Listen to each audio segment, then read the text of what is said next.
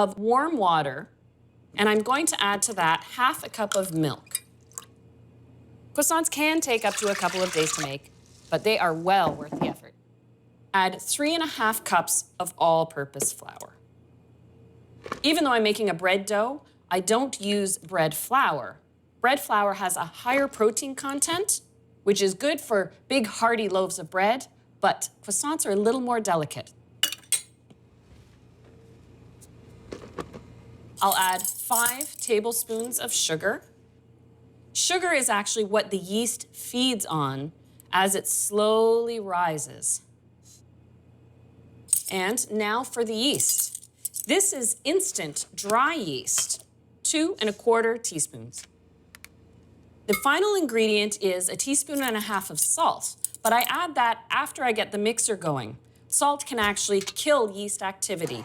After the dough is mixing, it's fine to add.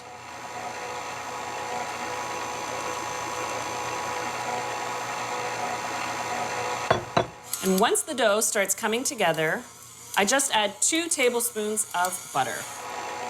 I let the dough knead for just a couple of minutes to develop the glutens, the proteins that's going to hold in all the air as the yeast rises.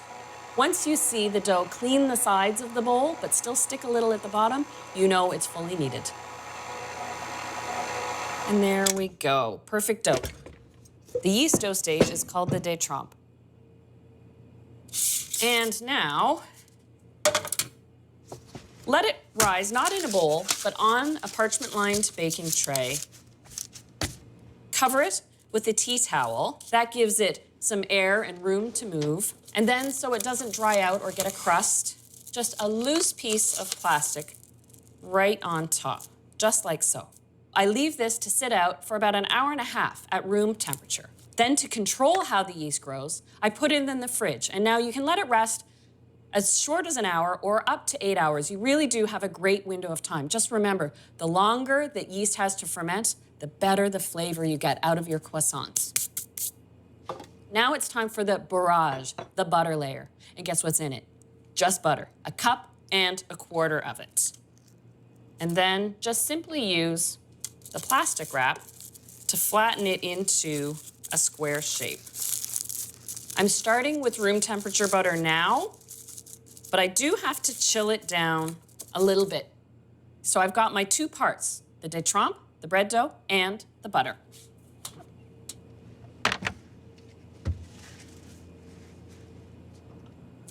Here's the first step of the dough, chilled. Now it's time for the first fold.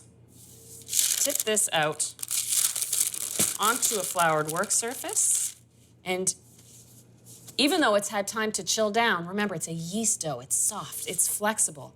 And what's important is that butter layer that you just put into the pan is the same consistency. You might want to pull it out from the fridge a little bit before you start rolling. I'm going to roll it into a square first.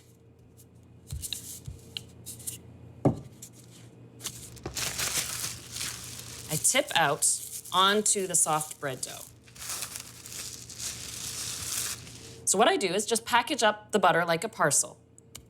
Fold in the dough edges,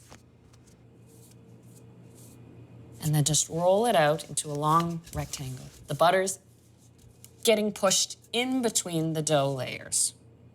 And now for the first fold. This is called a tri-fold or 3-fold. You can definitely feel the weight now of the added butter. This goes back on the tray. And I just cover it back up with the tea towel. You let rest in the fridge for a minimum of 1 hour, but if you can push it to a maximum of 8 hours, you're just gonna get that better flavor and the flakier, crisper crust on the outside of your croissant. So this is the dough after its first fold, but after resting for 8 hours. And you have to work with it from this point on with the dough being cold. And with this second fold, you will feel, as you roll the dough, the bits of butter flaking and shattering within it. And The folding technique is the same as with the first folds.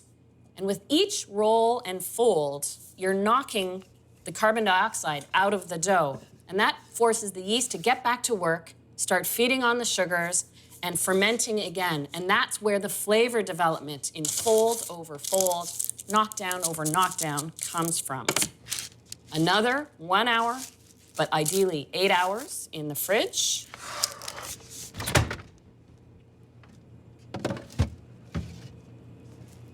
Now that we've made this buttery croissant dough, it's time to get rolling and make some classic croissants. The traditional plain, a cheese, an almond croissant, and pain au chocolat.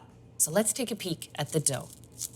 After the last 8 hours, it really has doubled in size, and you can see all these beautiful butter layers throughout.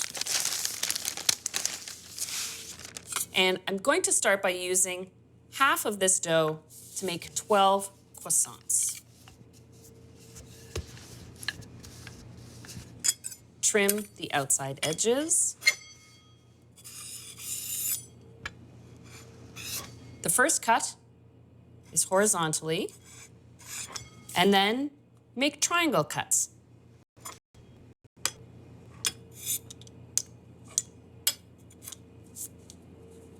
An important little step is just to make a notch at the base of the triangle.